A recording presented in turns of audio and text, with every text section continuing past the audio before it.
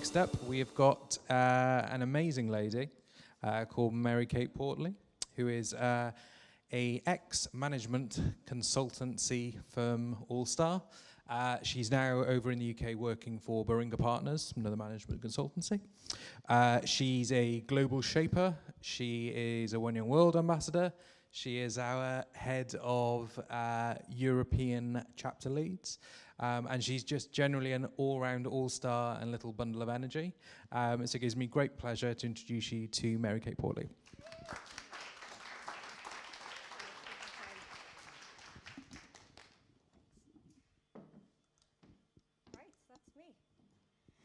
Hi guys. So today I'm going to be talking to you all about us. Pretty simply, I'm just going to be talking about you and me, the millennial generation. We hear so much about our generation all of the time. It's almost exhausting how much we have to listen about it. The experts, they call us snowflakes. They say we're near misses, near successes, we're demanding. You name it, we've heard it. But I define our generation slightly differently. We are, for me, the what-if generation. A generation defined by our what-if moments. And that goes for many generations, it goes for many people. But for me, it is the what-ifs for us and our career that are really stand out as the moments that we remember most.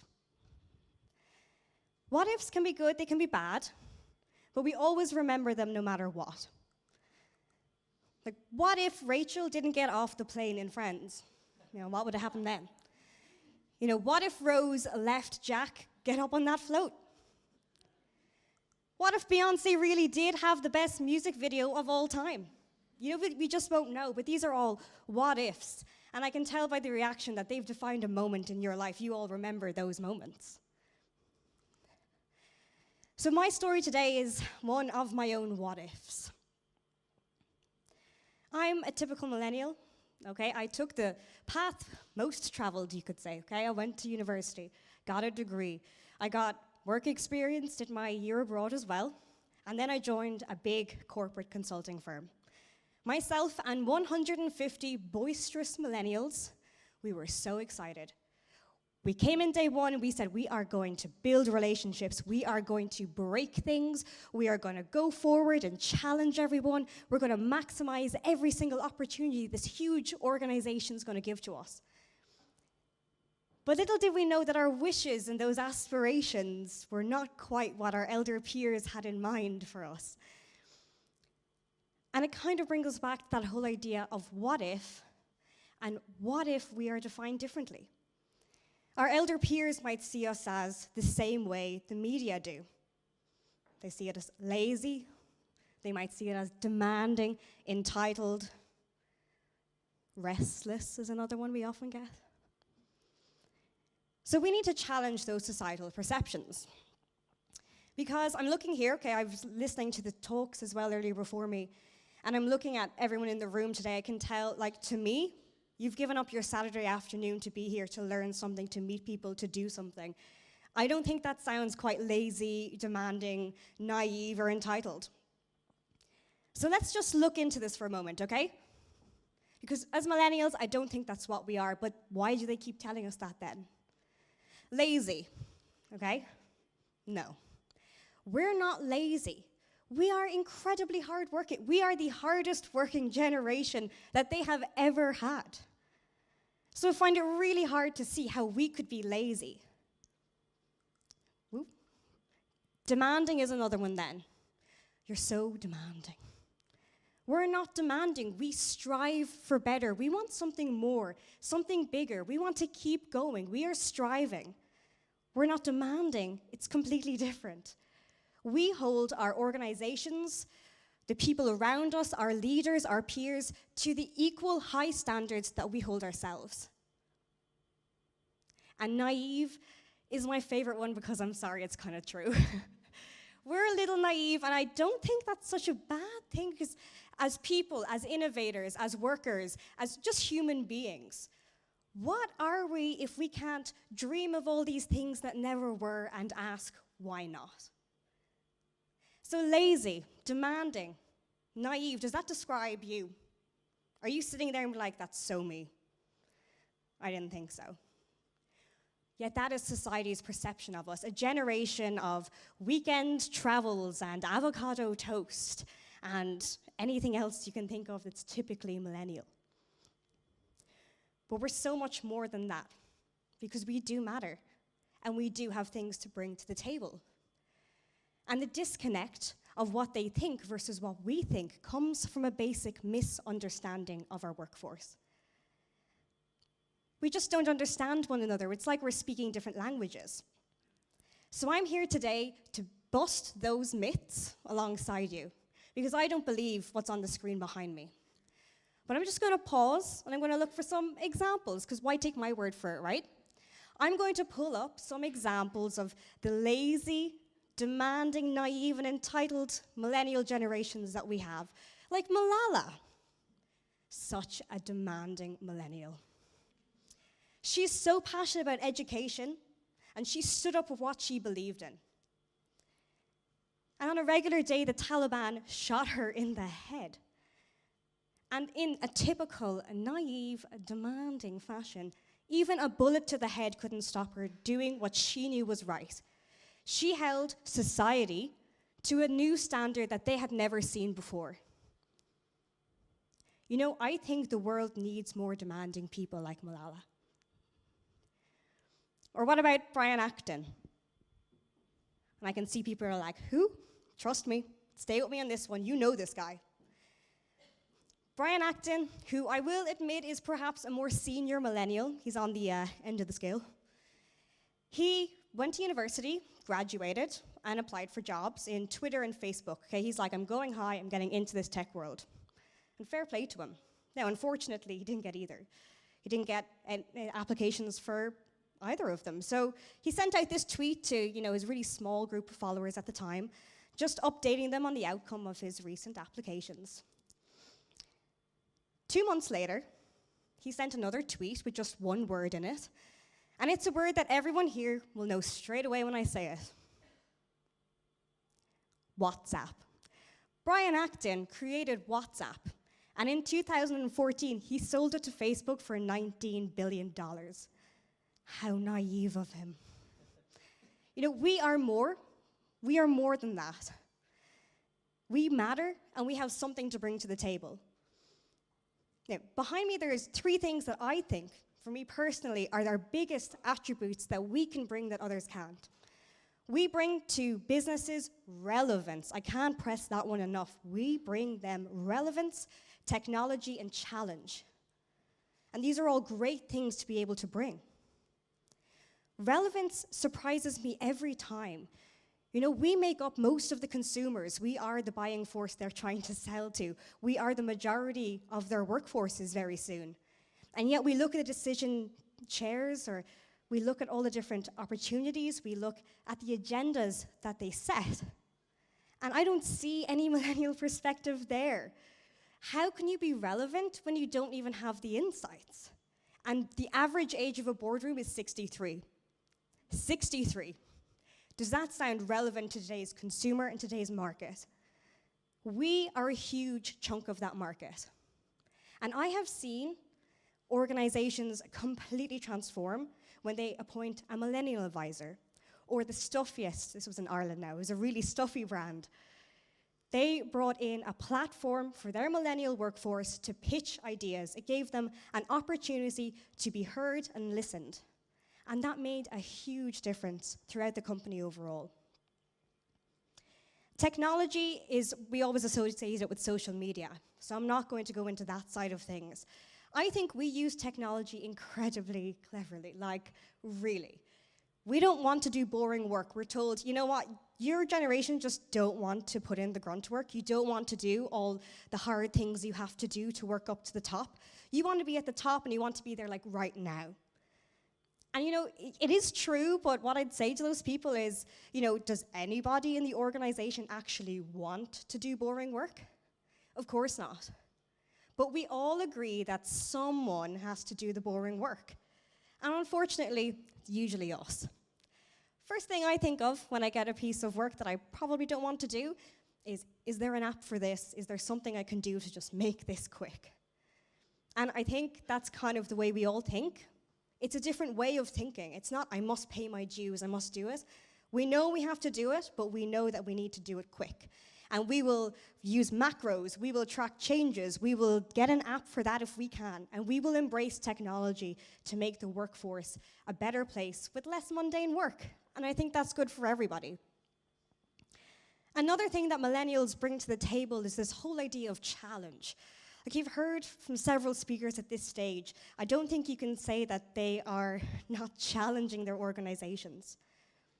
We challenge because we don't accept the status quo.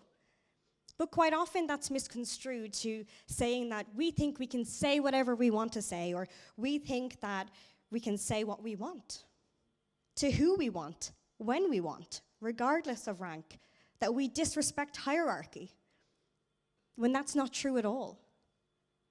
We speak up because we really care about the organization and we want it to do well. And the big misunderstanding about the challenges that we bring is that when we speak up, we're doing that out of respect, not out of disrespect, and that is a huge difference. So, we've spoken about what millennials can bring to the table, okay? I think it's pretty clear that we're a great generation. We don't deserve the labels we've been given. We've plenty of things, as we discussed, that we can contribute. But what does that mean for business? Like, that's great. You guys have busted your mitts and figured yourselves out. Now, back to work. Like, we have tangible business benefits and impacts. And when I say that, tangible, I'm talking about the bottom line because that is their biggest motivator. How can we help them achieve their goals too? And we can see, again, the speakers have all touched on this, the idea of changing the culture of the organization, the idea of increasing productivity, the idea of engaging your employees in a different way. The culture piece is not about beanbags and office dogs. Like, please, this is a really funky office, but it's not enough to keep someone in a job that they really don't feel like they're going to do great things in.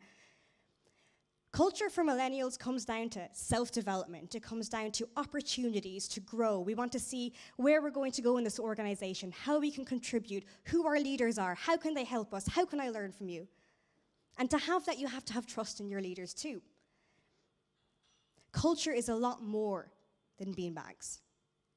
And productivity goes back to us being so flexible to work. We are forever on our smartphones, on our tablets. We are always working everywhere we go, and we kind of expect to do it. And as a result, we've worked more hours than any other generation because we're always on. Flexible working, again, comes back to trust. We don't want to be chained to the desk and micromanaged. We want our managers to trust that we will get the job done and we will do it well. And likewise with our teammates and our peers, we want to trust that they will be able to do it too, in their own time and in a flexible way. And that's been a really big cultural change that a lot of companies have found quite difficult to grasp. The last piece then is engagement. And I know sometimes when I speak about engagement and millennials at the same time, people look very confused because usually we just up and go, and we're not engaged. So how can engagement come into this whole game? Quite simply, if you engage us, we are the most committed employee, the hardest working. You will not find better. But that's really hard to do. But if you do it, and if you do it right, you'll reap the rewards. Because when employees aren't engaged, they too start asking, what if? A recent Gallup survey said that 29% of millennials are engaged at work. So that's less than a third of us in the room feel engaged. And the remaining 71% are either not engaged or actively disengaged. And the stats get worse in that same survey. It must have been a tough survey to put together because 50% of the millennials they surveyed don't plan on being in their organization 1 year from now. Like, yikes. If I was an employer and I read these stats, I would be worried. And yet they're just not taking the steps at pace. And people are starting to ask, well, what if? I opened this with the question, what if? And I'm going to close it with it as well. Because the what if moments are what defines us. But we need to ask, we as companies, we as people, we as workers, as millennials, we need to ask the right what ifs. And if we do, we might find that we are confronted with a mountain that we didn't expect. And that's a scary thought. I can feel the energy in the room. You can all feel the fear. But I know you're going to leave the room. You're going to do it anyway. We're asking what if, and we don't know what the outcome will be. So for the companies, what if they continue as business as usual? What if they decide millennials are a cog in the wheel and not the fabric of the organization for the future? What does happen to those companies? And that kind of brings me back to the 150 boisterous millennial employees in the corporate firm. I am one of 150. We all have our own unique stories to tell. We all have our own defining what-if moments. But we do have one thing in common. And that's 3 years later, 70% of us have actually gone on to pastures new. I don't think that's because we're lazy and demanding or entitled. I honestly believe it's because we asked what if, and we couldn't get an affirmative answer as to why we should stay. So when we ask what if, we don't know what it may lead to. And losing top talent, losing young, motivated employees is a devastating blow for any organization. On average, 130% of a leaver's salary is what it costs to replace them after they've been there for a year. For companies, my advice is to be brave. Don't be apathetic. Don't sit there and expect everyone to fall into line because that's what they've always done, and this is how we do it here. That won't work this time. You need to do something. You need to do better. You need to do more, innovate. You need to collaborate. If each organization can put millennials in the heart of their strategy, we would see enormous changes come forward. That's them. What about us? What am I going to leave you guys with? What about the millennials? I have listened to the guys before me today, and I'm looking around the room and I'm seeing nods, I'm seeing smiles. I feel like it's really connecting with you, the messages that each person has. I really feel like right now in this room, we are having our own collective what-if moment. I can see you're all thinking, what if? And we want you to go and leave this room and continue to think that way, to ask what if, to challenge the status quo. And that's what I want you to do. Challenge the labels that have been given to you. We've already busted the myth. We know they're not true. So quite simply, we need to go out there and do whatever that may be, whatever your what if is.